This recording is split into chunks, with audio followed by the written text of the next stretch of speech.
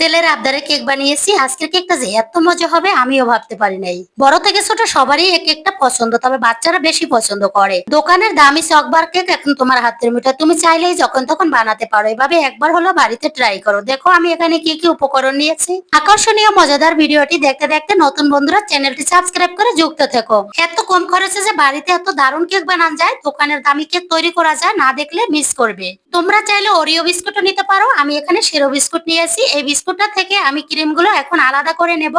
সব বিস্কুটগুলো থেকে ক্রিমটা আলাদা করে নিতে হবে। আমি এক এক করে বিস্কুটের ক্রিমগুলো আলাদা করে নিচ্ছি। আর এভাবে তোমরা একটি সুরের সাহায্যে ক্রিমটা আলাদা করতে পারবে খুব সহজে। আমি ক্রিমগুলোকে আলাদা করে নিয়ে বিস্কুটগুলোকে একটু গুঁড়ো করে নেব। ব্যালেন্ড করতে সুবিধা হওয়ার জন্য আমরা বিস্কুটগুলোকে একটু ভেঙে নেব। দেখো বিস্কুটটা কিন্তু বেশ শক্ত, এজন্য এটাকে একটু ভেঙে নিতে হবে।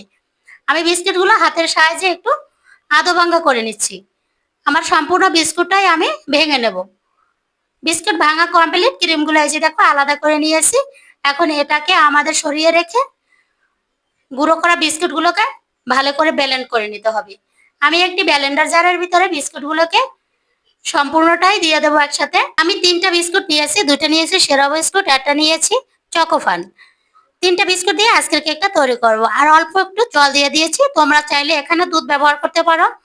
আমি জল দিয়ে এটাকে ব্লেন্ড করে নেব। দুধটা দিলে কেকটা আরো বেশি টেস্টি হয়। আমার ব্লেন্ড করা কমপ্লিট।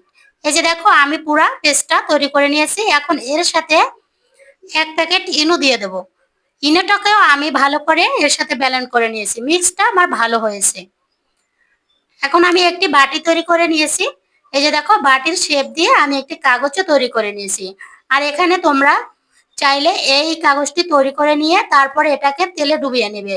কাগজটাকে তেলে চুপচুপা করে নিলে কাগজটা খুব শক্ত হয়ে যায় এবং কেক থেকেও ছেড়ে আসে খুব সহজে। দেখো আমি এপিট উপুট করে কত সুন্দর করে নিয়েছি। আর এই কাগজটা এখন খুব শক্ত হয়ে গেছে, কখনোই ছেড়ে যাবে না। পেস্টটা আমি এখন এই বাটির ভিতরে ঢেলে দেব। বাটিটা আমি মেপেই নিয়েছি যে পেস্টটা সম্পূর্ণ যাতে এর ভিতরে অ্যাডজাস্ট করে। দেখো আমি ঢেলে দিয়ে এখন এই পেস্টটার ভিতরে যে বাবলগুলো আছে ওগুলোকে ভেঙে দেব। বাবলগুলো ভেঙে দিলে কেকটা অনেক ফুলবে। আমি দেখো এটা কাঠির সাহায্যে এভাবে বাবলগুলোকে কিছু সময়ের জন্য ভালো করে ভেঙে দেব। আর এভাবে খুব সহজে জ্যাম করে নিবে, পেস্টটা যাতে খুব সেট হয়ে যায়। আমি ভালো করে সেট করে নিয়েছি।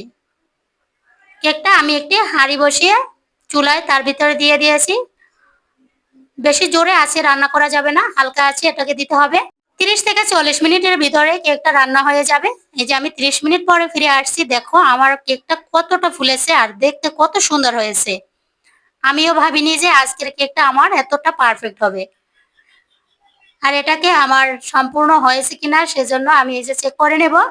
একটি কাঠি দিয়ে দিয়েছি। দেখো যদি কাঠিতে লেগে থাকে তাহলে মনে করতে হবে একটি হয়নি। আমার সম্পূর্ণভাবে কেকটা হয়ে গেছে। আর বাচ্চারা এই কেকটা যে এত বেশি পছন্দ করে, না খেলে বুঝতে পারবে না। চকবার কেক সবারই পছন্দ। কেক থেকে আমি পিছনের পেপারটা এখন উঠিয়ে নেব। দেখো কত সুন্দরভাবে উঠে গেছে।